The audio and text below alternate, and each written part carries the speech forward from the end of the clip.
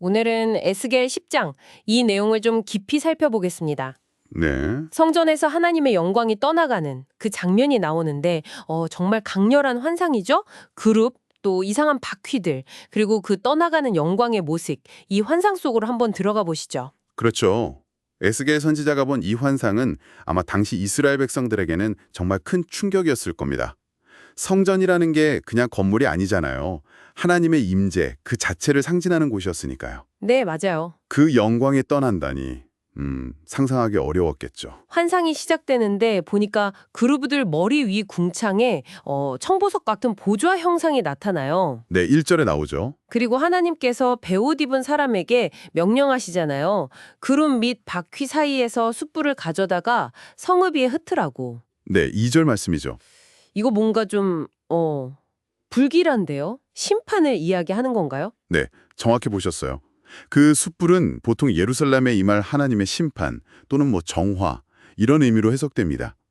가는 베옷 입은 이는 그 심판을 수행하는 존재, 천사 같은 역할로 볼 수 있고요. 아하. 당시 이스라엘의 죄악이 그만큼 심각했고 그에 대한 하나님의 공의로운 반응이 나타나는 장면, 네, 그렇게 볼 수 있겠네요. 이어서 정말 신비로운 존재들이 등장해요. 그 그룹들이요. 네, 그룹. 네, 얼굴을 가젊은데 그룹 사람, 사자, 독수리, 그리고 날개가 넷이고요. 네, 14절 21절에 나오죠. 날개 아래에는 또 사람 손 같은 게 있다고 하고 맞아요. 8절 21절에요. 날개 소리는 전능하신 하나님의 음성 같다. 와, 정말 압도적인 모습인데요. 그렇죠. 그리고 또 그룹들 옆에는 바퀴가 있는데 이게 그냥 바퀴가 아니에요.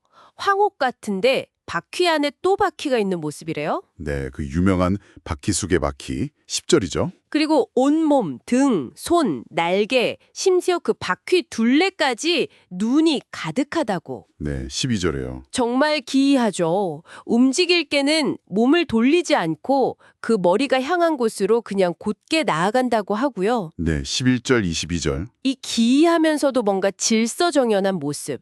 이건 대체 뭘 의미할까요? 정말 흥미로운 묘사죠. 이 그룹들은 보통 하나님의 거룩하심과 영광을 수호하고 그분의 보좌를 수행하는 그런 존재로 이해합니다. 네 개의 얼굴은 아마 모든 피조 세계를 상징할 수 있고요. 온몸의 눈들은 모든 것을 아시는 하나님의 전지하심.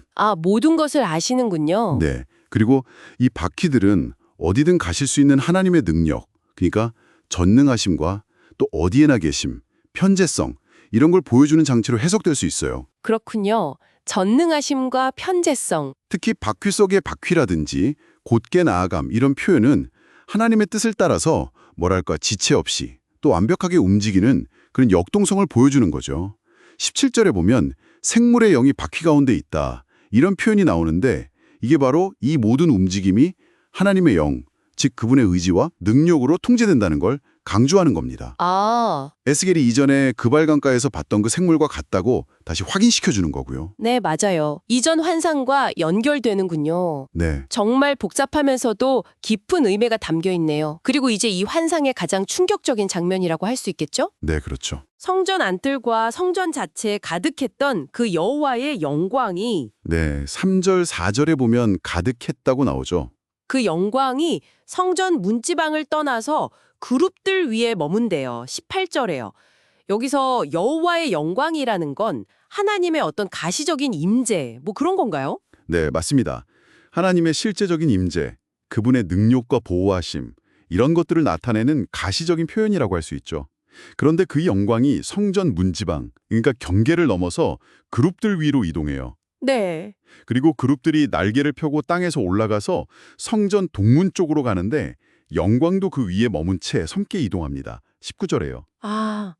그러니까 하나님의 임재 자체가 성전을 떠나고 있다. 이 말씀이시네요. 와, 정말 충격인데요. 바로 그겁니다. 이게 에스겔 10장의 핵심 메시지예요. 하나님의 임재와 보호의 상징인 영광이 스스로 성전을 떠나고 있다는 것을 아주 시각적으로 보여주는 거죠. 네. 이것은 이스라엘의 죄 때문에 하나님께서 더 이상 그들 가운데 거하지 않으시겠다. 그리고 결국 성전 파괴와 백성들의 포로됨이 임박했다. 이런 강력한 메시지를 전달하는 겁니다. 당시 사람들에게는 정말 큰 두려움과 절망을 안겨줬을 거예요. 네. 에스겔 10장은 이렇게 생생하고 어찌 보면 좀 기이한 상징들을 통해서 하나님의 영광이 성전을 떠나는 과정을 보여주네요. 단순히 심판을 예고하는 것을 넘어서 하나님의 임재라는 것이 결코 당연한 게 아니구나. 이걸 깨닫게 하는 것 같습니다. 그렇죠. 그리고 이 환상은 오늘날 우리에게도 한번 질문을 던져보는 것 같아요. 만약에 청취자 여러분의 삶에서 가장 중요하다고 믿었던 어떤 영광이나 보호막 혹은 스스로 하나님의 임재라고 여겼던 것이 떠나가는 듯한 그런 경험을 한다면 그것을 어떤 의미로 받아들이시겠어요? 아, 생각해 볼 문제네요. 네, 이게 에스겔 시대만의 이야기가 아니라 어쩌면 지금 우리의 신앙과 삶에도 깊은 성찰을 요구하는 그런 질문일 수 있습니다.